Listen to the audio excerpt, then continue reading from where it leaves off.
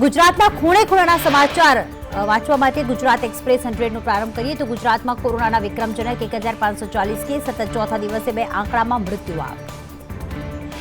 24 કલાકમાં 14 લોકોના કોરોનાથી મોત થયા। દિવાળી બાદ દૈનિક મોતની સંખ્યા 3 ગણી વધી। દૈનિક કેસ 79%, એક્ટિવ કેસ 11% વધ્યા। અમદાવાદમાં 5 દિવસથી દૈનિક 300થી વધુ કેસ। ગુજરાતમાં કુલ કોરોના કેસનો આંક 2,01,949। કોરોનાથી ગુજરાતમાં કુલ 3,906ના મોત। ડેપ્યુટી સીએમએ કહ્યું, વીકેન્ડમાં કર્ફ્યુની હાલ કોઈ વિચારણા નથી। બનાસકાંઠા બોર્ડરે રાજસ્થાનથી આવનારનું ટેસ્ટિંગ। અમદાવાદમાં આજથી કોરોના વેક્સિનનું ટ્રાયલ। આજથી સોલા સિવિલમાં રોજ 20 લોકોને રસી અપાશે। કોરોનાની કોવેક્સિન માટે 25 લોકોએ નોંધાવ્યા નામ। 1,000 લોકો પર કરાશે વેક્સિનનું ટ્રાયલ। ડોઝ આપ્યા બાદ 1 વર્ષ સુધી લેવાશે ફોલોઅપ। સોલા સિવિલમાં રસીના 500 ડોઝ આવ્યા છે। તો કોરોના અંગે કેન્દ્ર સરકારની નવી ગાઈડલાઈન 1 થી 31 ડિસેમ્બર સુધી ગાઈડલાઈન જાહેર। રાજ્યો નહીં લઈ શકે લોકડાઉનનો નિર્ણય। સ્થિતિ પ્રમાણે રાત્રિ કર્ફ્યુનો નિર્ણય લઈ શકાશે। કન્ટેનમેન્ટ ઝોનમાં નિયમોનું કડક પાલન કરાશે। સ્થિતિ અનુરૂપ રાજ્યો નિયંત્રણો લાગુ કરી શકશે। અમદાવાદના Bodakdev Indraprastha tower micro containment જાહેર।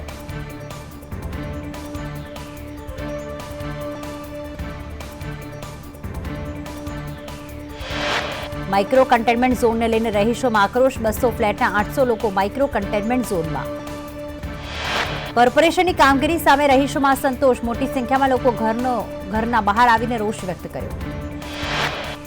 કોંગ્રેસના પથદર્શક અહેમદ પટેલનું નિધન। સવારે 10 કલાકે ભરૂચના પિરામણ ખાતે દફનવિધિ। રાહુલ ગાંધી સહિત નેતાઓ આપશે હાજરી। કોંગ્રેસ મુખ્ય મથકે પાર્ટીનો ઝંડો અડધી કાઠીએ। ગિરનારની લીલી પ્રતિમાત્મક પરિક્રમાનું પ્રસ્થાન। સાધુ સંતો અને અધિકારીઓની હાજરીમાં પૂજન। કોરોના વાયરસના કારણે પરંપરાગત પરિક્રમા બંધ। માત્ર 25 લોકો દ્વારા પ્રતિકાત્મક પરિક્રમા। જૂનાગઢમાં દાતારની સીડી પર સિંહ બેલડી જોવા મળી। 2 સિંહ દાતારની સીડી ચડતા નજરે પડ્યા। સિંહ બેલડીનો ફોટો સોશિયલ મીડિયામાં વાયરલ। અવારનવાર સિંહ પરિવાર કરે છે અહીંથી અવરજવર। આજે રાષ્ટ્રીયકૃત બેંકની હડતાલ। બેંકોના ખાનગીકરણ બંધ કરવા, બેંક સ્ટાફની ભરતી કરવા સહિતની માંગ સાથે હડતાલ। હડતાલના પગલે ગુજરાતભરમાંથી 7,000 જેટલી બેંકોની બ્રાન્ચ બંધ। ગુજરાતભરમાંથી 25,000 બેંક કર્મચારીઓ હડતાલમાં જોડાશે। કેશ ક્લિયરિંગ સહિતના કામો અટકશે। બેંક હડતાલના પગલે 10,000 કરોડના નાણાકીય વ્યવહાર અટકશે। અમદાવાદના રામોલમાં સહજ ગ્રીન ફ્લેટ સીલ। કોરોનાના વાયરસના 12 કેસ આવતા ફ્લેટ સીલ કરાયો। માઇક્રો કન્ટેનમેન્ટ ઝોન જાહેર કરાયો।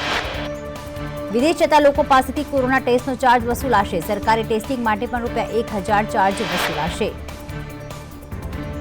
મહાનગરોમાં વીકેન્ડ કર્ફ્યુની વિચારણા નથી। ડેપ્યુટી સીએમએ કહ્યું, રોજ કમાતા લોકોની સાથે ધંધાર્થીઓનું પણ સરકારે ધ્યાન રાખવાનું છે। નીતિન પટેલે લીધી નવી કિડની હોસ્પિટલની મુલાકાત। કિડની હોસ્પિટલના નિર્માણ કાર્યની સમીક્ષા કરી।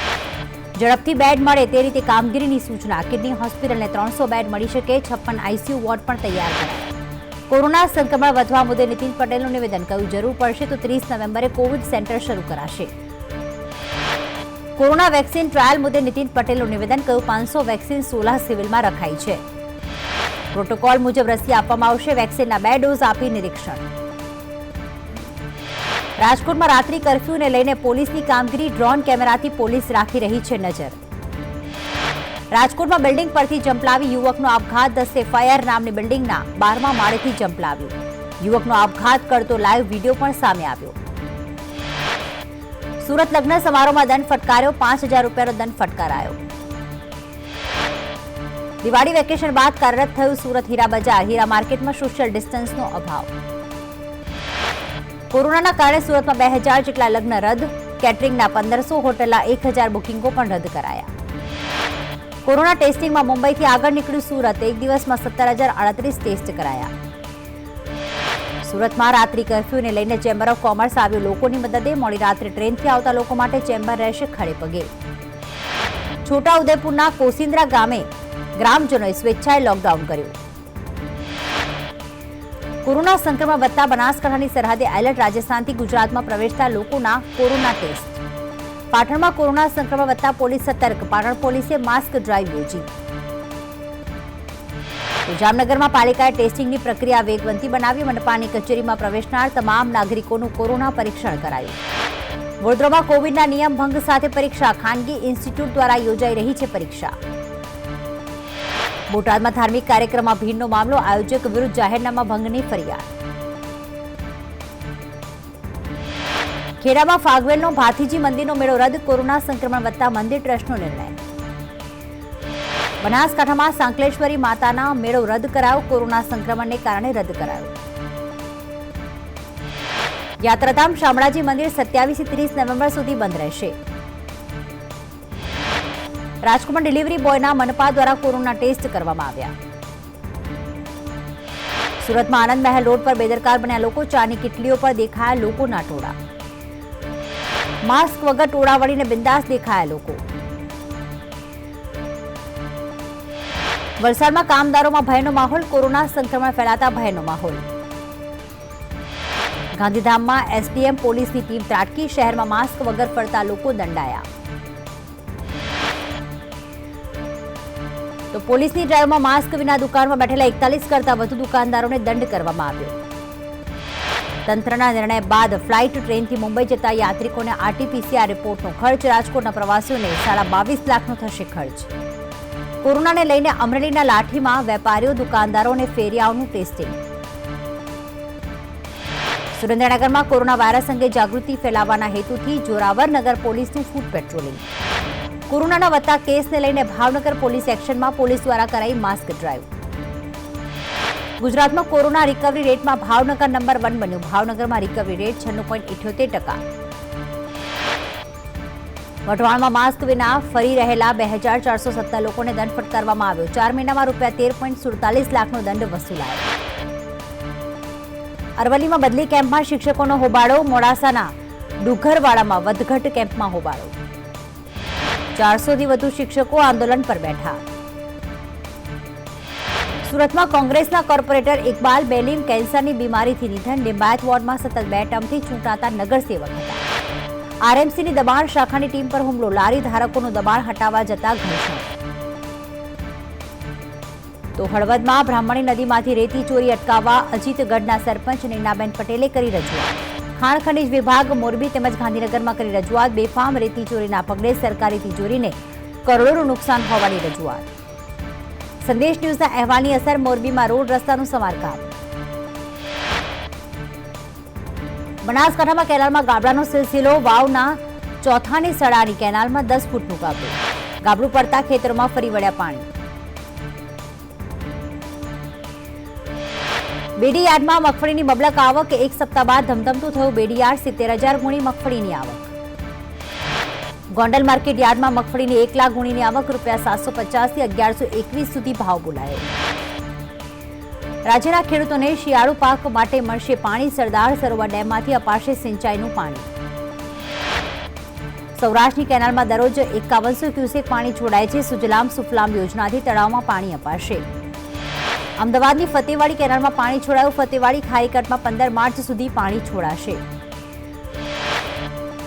દ્વારકાના ખંભાળિયામાં દુષ્કર્મ અને એટ્રોસિટીની ફરિયાદ. શક્તિનગરમાં રહેતી યુવતીએ નોંધાવી ફરિયાદ.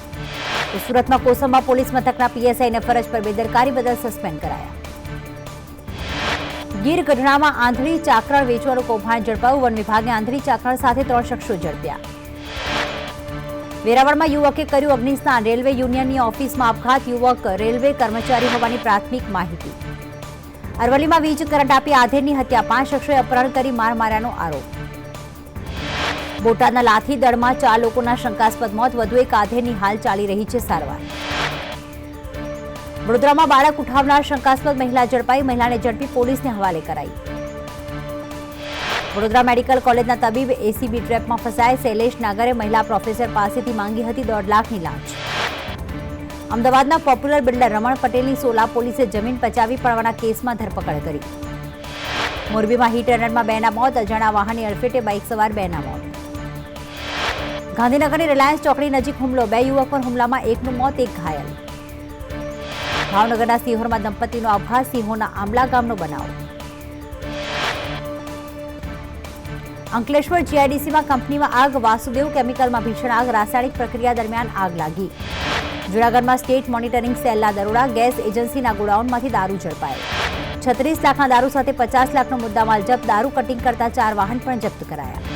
કચ્છના ભચાઉ હાઈવે પર અકસ્માતમાં 3ના મોત. ટ્રક અને બાઇક વચ્ચે સર્જાયો અકસ્માત.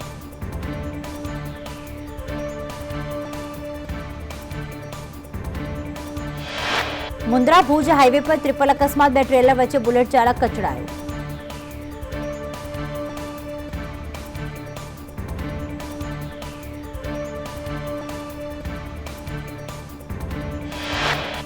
આઈસ્ક્રીમની લાલચે 8 વર્ષની બાળકી સાથે દુષ્કર્મ. સુરતના ગોળાદરા વિસ્તારનો બનાવ. બાળકીએ માતાને હકીકત જણાવતા મામલો સામે આવ્યો. પોલીસે વિક્રમસિંહ નામના શખ્સને ઝડપ્યો.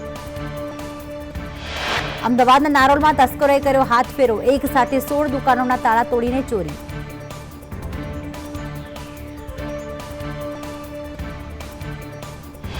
રોકડ રકમ સહિતનો મુદ્દામાલ ચોરીને ફરાર. તસ્કરોની કરતું સીસીટીવી કેમેરામાં કેદ. પોલીસે ગુનો નોંધીને તપાસ હાથ ધરી. અમરેલીના નિવૃત્ત ફોરેસ્ટ ઓફિસર પાસેથી ₹1.47 કરોડની બેનામી સંપત્તિ મળી. આવક કરતા 80.59% વધુ મિલકત મળી. બોટાદના ગઢડામાં પ્રેમી પંખેડાએ ઝેરી દવા ગટગટાવી. લગ્ન નહીં થતા બંને મોતને વહાલું કર્યું. બોટાદના લાખિયાણી ગામે મંદિરમાં ચોરી કરવા આવેલ યુવકને ગામ લોકોએ રંગે હાથે પકડ્યો.